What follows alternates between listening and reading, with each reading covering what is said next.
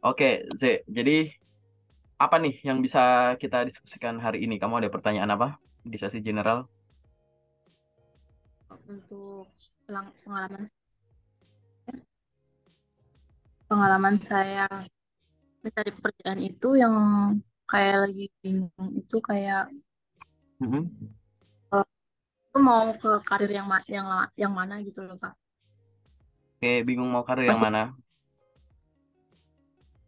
kayak kemampuan saya mungkin kalau misalkan pengalaman kerja itu kan saya pengennya yang lain. Tapi kalau misalkan eh, dari jurusan saya kurang menguasai gitu. Oke. Jadi ini ada dua hal lah sebenarnya ya dari pertanyaanmu. Pertama, apakah saya harus bekerja sesuai dengan background jurusan saya? Dan yang kedua, kalau saya kerja nggak sesuai dengan background jurusan saya, gimana cara menemukan minat saya sebenarnya? Saya harusnya berkarir di yang mana? Gitu kali ya pertanyaannya ya kalau mau disusun gitu ya. Jadi aku jawab satu-satu. Berkarir tidak sesuai dengan background pendidikan itu boleh-boleh saja. Oke. Karena orang itu bekerja itu karena ada tiga hal. Satu, kamu ada keinginan. Oke. Dua, karena kamu punya kemampuannya. Dan yang ketiga, kamu punya kesempatannya. Paham ya? Gitu. Jadi itu dulu. Kamu pengen apa? Udah nggak usah dibatasin apa-apa dulu. Kamu pengen apa dulu? Sebut aja dulu. Jangan kayak, aku pengen ini, ah tapi kan aku cuma lulusan ini. Aku pengen ini, ah tapi kan pengalamanku itu nggak usah tapi-tapi dulu. Pengen itu jangan dibatasin. Batasnya cuma imajinasi doang. Gitu. Jadi kamu pengen apa? Kamu pengen berkarya apa? Dah tulis aja dulu lima lah gitu. Misalkan lima role gitu. Lima jabatan, lima posisi yang kamu pengen. Dah, ya kan? Habis itu kamu kalau gitu itu yang kamu pengen tuh, ya kan? Itu dari keinginan. Yang kedua dari kemampuan. Bayangin, masing-masing role tadi kamu riset dulu, browsing misalkan, gitu kan. Tugas tanggung jawabnya apa di masing-masing role tadi yang kamu inginkan. Karena tugas dan tanggung jawab itu pasti membutuhkan apa? Pengetahuan, keterampilan software atau hardware tertentu, kemampuan bahasa tertentu, gitu kan, keilmuan tertentu, gitu-gitu. Jadi buat mencocokkan antara yang kamu pengen sesuai dengan yang perusahaan pengen. Kamu pengen perusahaan, biar perusahaan juga pengen kamu gitu. Ya, gitu. Nah, kalau udah baru nyari kesempatannya gitu. Kamu harus mendefinisikan dari yang kamu pengen dulu. Jangan buru-buru nyari loker. Kalau buru-buru nyari loker nanti bahasanya adalah ya nanti yang lewat apa aja deh gitu. Oh, ini bisa nih. Kirim, kirim, kirim. Udah ngirim banyak, tapi pada dasarnya kamu masih bertanya-tanya sebenarnya yang kamu pengen apa. Itu karena urutannya kebalik gitu. Definisikan dulu yang kamu pengen. Setelah itu dari yang kamu pengen itu pahami masing-masing tadi tugas, tanggung jawab, wewenang gitu. Dari tugas, tanggung jawab, dan wewenang, temukan pengetahuan khusus yang harus dimiliki, keterampilan hardware atau software yang dibutuhkan gitu ya, kemampuan bahasa yang ada, itu termasuk technical skill maupun soft skill yang dibutuhkan gitu. Hard skill sama soft skill apa yang dibutuhkan untuk posisi itu gitu. Nah, nanti kan evaluasi diri. Oh, ini aku udah punya. Ini aku udah punya dan udah mahir. Ini aku udah punya tapi aku masih basic. Ya udah sambil nanti nyari kesempatannya sambil kamu belajar kan gitu. Oh, ini aku malah baru tahu nih, aku belum bisa. Padahal aku pengen kerja jadi itu. Gitu. Berarti kan kamu luangin waktu buat belajar itu dulu tuh. Gitu. Nggak apa-apa. Jadi jadi pengembangan diri sambil nyari loker itu bareng. Sambil kamu ngelamar-ngelamar setiap hari, kamu juga ngeluangin waktu untuk meningkatkan kemampuan tertentu, software tertentu, baca buku kayak misalkan latihan Excel misalkan, latihan bahasa Inggris gitu. Untuk tadi gitu ya. Begitu saat tadi keinginanmu udah ada, kemampuanmu juga udah ada, baru nyari kesempatan. Nah, nyari kesempatan di sini mulai dari apa? Cara mencari loker dengan baik dan benar di semua sumber. Gimana cara mencari loker yang baik dan benar di LinkedIn, di job portal A, B, C, D, E, di sosial medianya, official perusahaan, di website perusahaan, dan lain-lain. Gimana cara bangun network, gitu-gitu. Udah, begitu keinginan, ada kesempatan, oke, ada apa keinginan, kemampuan, keinginan dan kemampuan kamu harus tertuang secara tertulis di CV, secara tertulis di dokumen lampiran-lampirannya, gitu. Kan kamu kan dinilai dengan kamu nyodorin CV ke aku, artinya kan ini keinginanmu daftar kerja di sini kan ya gitu. Gitu. Nah, itu dari sisi keinginan. Begitu kita baca dari dalamnya, itu kan pengalaman-pengalaman dalam tanda kutip, ini loh pengalaman saya yang hubungannya sama kemampuan gitu. Ini loh alasan saya kenapa saya pengen di sini. Begitu kamu ngasih ke aku, ini di situ ada unsur keinginan, begitu kita baca di dalamnya harus ketemu unsur kemampuan. Karena dari sisi perusahaan itu ada kesempatan gitu. Nah, kalau ini nyambung udah enak gitu. Ya, jadi apa? Tadi setelah kamu pahami bahwa kerja nggak harus sesuai jurusan, gitu kan? Sekarang kamu coba tanya sama dirimu sendiri. Kamu tuh suka kerja yang kayak gimana deh? Kalau susah nih, nyebut misalkan tadi 5 atau 10 role gitu ya. Coba gitu. Kamu suka kerja yang gimana sih? Tulis aja. Misalkan contoh gini. Pengen kerja yang sesuai jurusan atau enggak? Pengen kerja yang kerjanya Senin sampai Jumat, apa Senin Sabtu Minggu nggak masalah. Pengen jam kerjanya normal atau shifting, pengen gajinya berapa, pengen kerja di kota tertentu atau seluruh Indonesia nggak apa-apa, pengen ada tahan ijazah enggak, pengen ada kayak gitu loh penalti-penalti enggak, pengen dapat apa aja, pengen kerjanya tuh pakai komputer, duduk, apa jalan-jalan keliling ketemu banyak orang, tulis aja gitu dulu. Baru kalau kamu udah ini berarti yang aku pengen tuh ini. Nah, coba ini dikonversi menjadi suatu role, jadi suatu posisi, suatu jabatan gitu. Gitu. Jadi nanti masing-masing role itu kamu tahu kenapa kok aku pengen jadi staff admin misalnya. Karena tadi dari tulisan aku pengen kerja normal Senin sampai Jumat, aku pengen gaji minimum sekian, terus aku pengen kerja di sekitar ya kota ini misalkan sekitar Jabodetabek. Di sini kan loker admin juga ada kan banyak kantor pasti banyak proses administrasi gitu misalkan.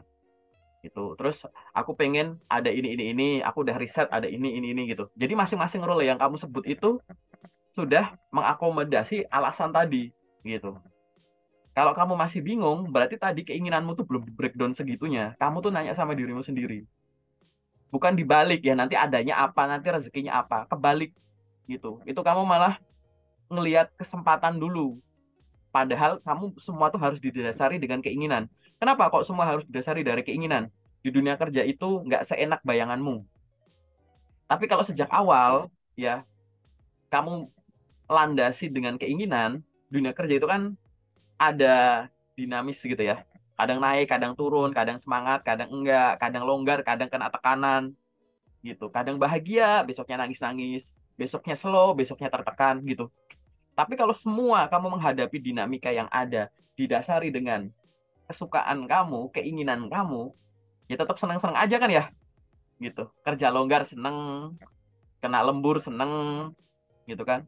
Dikasih tugas tambahan delegasi karena kepercayaan seneng gitu tiba-tiba weekend disuruh masuk seneng gitu dapat gaji banyak seneng gitu pokoknya semua itu happy terus gitu itulah kenapa harus didasari dengan senangan tadi keinginan kamu tadi kalau kamu buru-buru langsung nyari kesempatan begitu masuk udah kuliah nyalahin aku kayaknya salah jurusan kerja langsung ngomong aku salah nggak masuk kerja gitu salah aja semua gitu kan gitu jadi semua jadi kelihatan serba salah nah kalau semua serba salah jangan-jangan yang salah kamu gitu. Nah, itu harus didasari dari itu dulu. Ingat-ingat selalu, keinginan itu jangan dibatasin apapun. Keinginan dulu, baru lihat kemampuannya. Jadi keinginan itu dibatasi dengan kemampuan itu biar keinginanmu tuh masuk akal. Paham nggak? Gitu. Keinginanmu terbang ke planet Jupiter. Kemampuanmu bisa nggak? Nggak ada. Ya udah. Gitu. Jadi kamu ngimpi aja lah gitu. Tapi kalau keinginanmu ini juga ada didukung dengan kemampuan, berarti kan masuk akal. Gitu. Gitu. Keinginan, ada kemampuan, terus atasnya kesempatan. Jadi atasnya lagi kenyataan gitu. Layarnya gitu. Paham ya?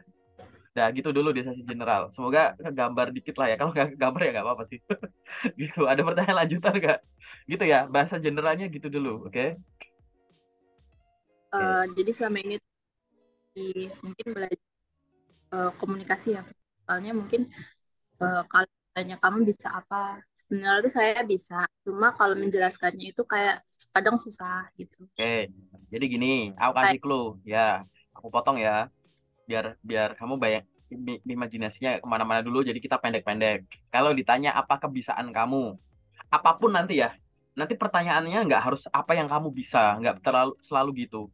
Mungkin dengan bentuk-bentuk yang lain, tapi intinya adalah nanyain kamu bisa apa. Mungkin nanyanya, kenapa saya harus merekrut kamu? Apa kontribusi yang ingin kamu berikan? Itu sebenarnya sama aja kayak ditanya, kamu bisa apa? Kamu boleh awali dengan kalimat yang secara umum dulu. Kalimat secara umumnya apa? Misalkan kamu tadi ya, contoh paling simpel staff admin tadi. Atau ganti deh, customer service gitu. Apa yang kamu bisa? Gitu. Saya memiliki pengetahuan di bidang customer service dari pengalaman saya bekerja selama sekian tahun dan pendidikan yang saya tempuh di universitas. Itu buat kalimat awalnya, gitu kan? Habis itu di breakdown. Skill apa yang tadi kamu bisa? Di breakdown dari, jadi skill itu ada dua, namanya hard skill atau technical skill sama soft skill. Nah, technical skill ini kamu breakdown jadi tiga. Ada namanya industry knowledge, pengetahuan industri gitu. Jadi dia hubungannya sama kayak turunan-turunan nama mata kuliahmu, terus sektor-sektor yang kamu kuasain gitu, pengetahuan-pengetahuan industri. Yang kedua, namanya itu tools. Tools itu nanti dibagi jadi hardware atau software yang kamu kuasai. Gitu. Boleh disebut hardware atau software yang bisa kamu operasikan atau sebutkan juga dengan software itu kamu ngapain. Itu di sini. Yang ketiga di sini itu adalah language atau bahasa. Kemampuan bahasa apa yang kamu bisa gitu. Jadi kamu awal kasih intro tadi gitu. Apa kamu bisa apa, kamu punya kemampuan apa? Sampaikan saja, saya memiliki kemampuan yang dibutuhkan di bidang, atau saya memiliki kemampuan sebagai seorang customer service berdasarkan pengalaman saya selama sekian lama di pekerjaan sebelumnya dan pendidikan dan pengalaman yang saya tempuh selama saya menempuh pendidikan di universitas. Kemampuan yang saya miliki yang pertama berkaitan dengan keterampilan bahasa. Saya mahir atau saya mampu berkomunikasi dengan baik menggunakan bahasa Indonesia, bahasa Inggris maupun bahasa Mandarin. Kemampuan komunikasi saya ini juga didukung dengan kesempatan real saya berkomunikasi menggunakan bahasa tadi, baik secara individu kepada teman-teman di kampus, kepada teman-teman panitia, atau kepada atasan-atasan saya. Beberapa kesempatan juga memberikan, atau beberapa momen memberikan saya kesempatan untuk berkomunikasi menggunakan bahasa tadi di depan umum. Misalkan, selain itu, saya juga mampu terampil menggunakan software-software yang dibutuhkan di bidang customer service. Misalkan Microsoft Office. Saya menggunakan Microsoft Office tidak hanya untuk membuat laporan, tetapi saya mengolah ini menggunakan Excel, ini gitu-gitu. Jabarin aja. Nah, itu semua dilandasi dengan background keilmuan saya pada saat, atau relevan dengan keilmuan saya selama saya menempuh pendidikan, karena di sana juga kamu sampaikan aja, misalkan ada beberapa mata kuliah yang berkaitan dengan customer service. Misalkan mata kuliah ini, dan sebuah mata kuliah itu saya memperoleh nilai A.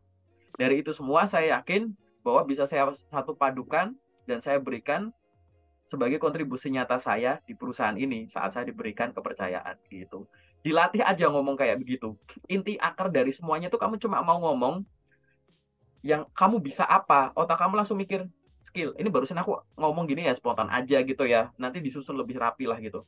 Jadi fokus sama technical skill. Technical skill tuh gimana caranya aku cuma ngomongin ini isi iniku, industry knowledge gitu ya, yang hubungannya sama mata kuliah dan turunan-turunannya misalkan, atau buku yang pernah kamu baca, boleh, atau training atau sertifikasi yang pernah kamu ikuti, itu di sini.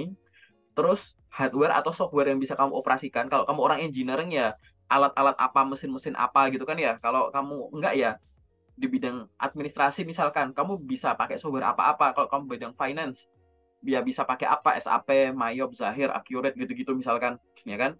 Terus di sini terkait keterampilan bahasa dan komunikasi. Kalau kamu memang bisa berbahasa Indonesia dan bahasa Inggris, bahasa lain ya bagus. Tapi kalau kamu cuma bisa bahasa Indonesia, bahasa Inggris gak lancar, ya nggak masalah. Tonjolin bahasa Indonesiamu. Jangan hanya bilang saya mampu berkomunikasi menggunakan bahasa Indonesia secara aktif dan bahasa Inggris secara pasif. Kurang menjual. Mendingan kamu fokus gitu. Mungkin di awal kamu sampaikan saja, saya mampu berkomunikasi dengan bahasa Inggris secara pasif dan bahasa Indonesia secara aktif. Di banyak kesempatan, di organisasi dan kepanitiaan yang saya pernah ikuti di masa lalu, saya sering menjadi pembicara dengan audiens berjumlah puluhan sampai dengan ratusan. Itu yang menjadi gitu kesempatan saya untuk melatih komunikasi bahasa Indonesia saya. Jadi yang kamu kuat itu dijabarin aja gitu. Hanya karena kamu nggak cuma bisa bahasa Indonesia nih, nggak bisa bahasa Inggris, Jangan cuma ngomong saya mampu berkomunikasi dengan baik menggunakan bahasa Indonesia atau saya lancar berbahasa Indonesia secara aktif dan bahasa Inggris secara pasif. Nggak menarik kan gitu. Karena semua orang profesional asli Indonesia ya bisa bahasa Indonesia. Tapi gimana bayangkan kalau kamu ngomongnya itu bahwa kayak tadi. Saya memang bisa ngomong pakai bahasa Indonesia nih Pak, seolah-olah kamu mau pamer. Saya bisa bahasa Indonesia nih. Tapi saya praktek beneran loh bahasa Indonesia, bukan ngomong kayak sama karyawan gitu doang loh. Saya tuh presentasi. Saya menang di lomba debat. Saya bicara di depan forum. Saya pernah memimpin kepanitiaan. Saya sering mengisi jadi ini. Saya punya usaha sendiri jualan hijab. Saya live TikTok shop. Saya ngomong nonstop selama 3 jam. Saya berinteraksi dengan audiens calon-calon pembeli. Mulai dari mereka penasaran sampai dengan beli. Pamerin itu gitu. Gitu.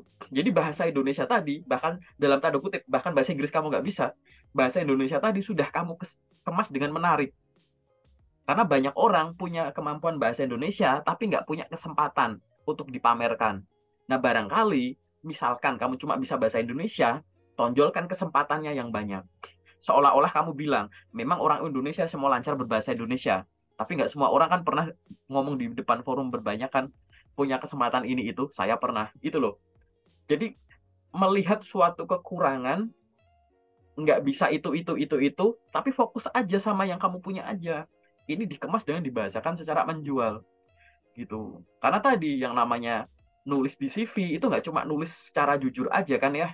Kamu kan harus memamerkan diri gitu ya. Tuh. Ya ini contoh aja. Coba jangan bingung terkait dengan kamu bisa apa, kamu mau ngasih kontribusi apa, kenapa kamu pengen daftar di sini, kenapa kita harus menerima kamu dan lain-lain. Fokus aja. Udah kayak gitu aku lempar ke skill 3 tadi gitu. Jadi benar bahwa gitu, kemampuan komunikasi itu sangat penting.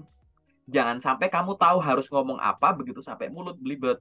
Itu bisa dilatih. Kamu ngomong sendiri di depan kaca. Tapi kalau kamu ngomong sendiri di depan kaca, nggak ada yang bisa ngoreksi atau ngasih feedback. Gampang ngomong sendiri di depan kamera HP, direkam. Begitu direkam, kirim ke orang-orang. Aku dievaluasi dong kalau aku, menurutmu gimana nih aku ngomong kayak begini? Dari penampilan sama cara ngomongku. Sebar aja video kayak begitu. Nggak apa-apa buat latihan. Atau kayak begini, nanti latihan sama aku boleh. Kita Zoom sesi selanjutnya, kita latihan interview. Boleh.